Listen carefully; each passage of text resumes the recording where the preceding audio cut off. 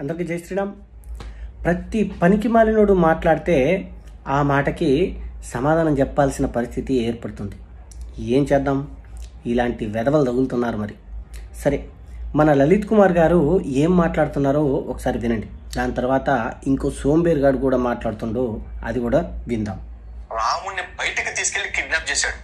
రాముడు ఉన్నప్పుడు కిడ్నాప్ చేసి నేను పోయి అని అంటే రావణాసురుడు అప్పుడు అని మగోడు అని అనొచ్చు. లక్ష్మణుడు ఉన్నప్పుడన్నా చేస్తున్నా కూడా ఇది మనం ఒప్పుకుండా ఉండొచ్చు. ఇద్దరిని బయటికి పంపించేసి ఒక జాతగాని నపుంసకుల్లాగా వచ్చి సీతమ్మని తీసుకెళ్లిపోయి పెద్ద మగోడిని వాళ్ళ బీరాలు పలికితే ఎవరికి లెక్కండి. రావణాసురుడు రాముడు లక్ష్మణుడు లేనప్పుడు సీతను ఎత్తుకెళ్ళాడు కాబట్టి రావణాసురుడు మగాడు కాదు ఆడింగోడు అన్నాం.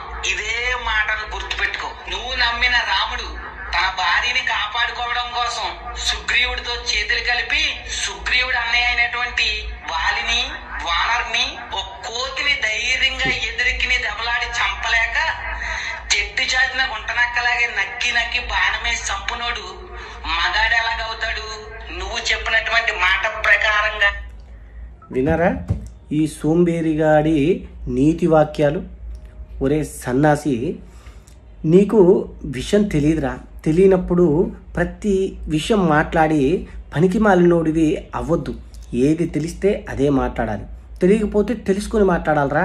అంతేగాని నోటికొచ్చిందల్లా వాగితే కౌంటర్లు పడతాయి. మరి ఇప్పుడు అరే, వేటగాడి ధర్మం ఏంటి అని అంటే, వేటకు పోయేటప్పుడు ఏదైనా జంతువునో పక్షినో వేటాడేటప్పుడు చెట్టు చాటో పుట్ట చాటో గుట్ట చాటో ఉండి వాటిని వేటాడతారు. ఎందుకంటే వీళ్ళ వేటగాడి వినికిడి వింటే అవి పారిపోతాయి కాబట్టి. ఒకటి ఈ విషయం తెలుసుకోవాలి. రెండోది, అరే వాలి కోతి అన్నావు కదా, వాలికి ఒక వరం ఉన్నది రోయ్.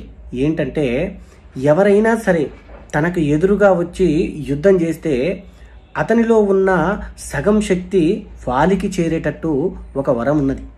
ఆ వరం వల్ల ఎవరు ఆయనకి ఎదురు వచ్చి పోరాడలేరు, పోరాడి గెలవలేరు అనే విషయం తెలుసుకున్న శ్రీరామచంద్రుడు ఆయనను చెట్టు చాటునే ఉండి ఆయన చేసిన అన్యాయానికి ఆయన్ని సంహరించటం జరిగింది.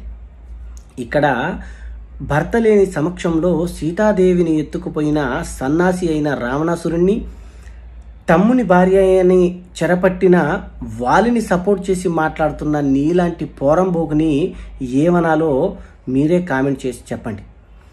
ఏదన్నా మాట్లాడేటప్పుడు వెనక ముందు చూసుకొని మాట్లాడాలరా. ఏది పడితే అది మాట్లాడితే ఒంగోబెట్టి ఇగో ఈ రేంజ్లో తన్నాల్సి ఉంటుంది. అర్థమైందిగా?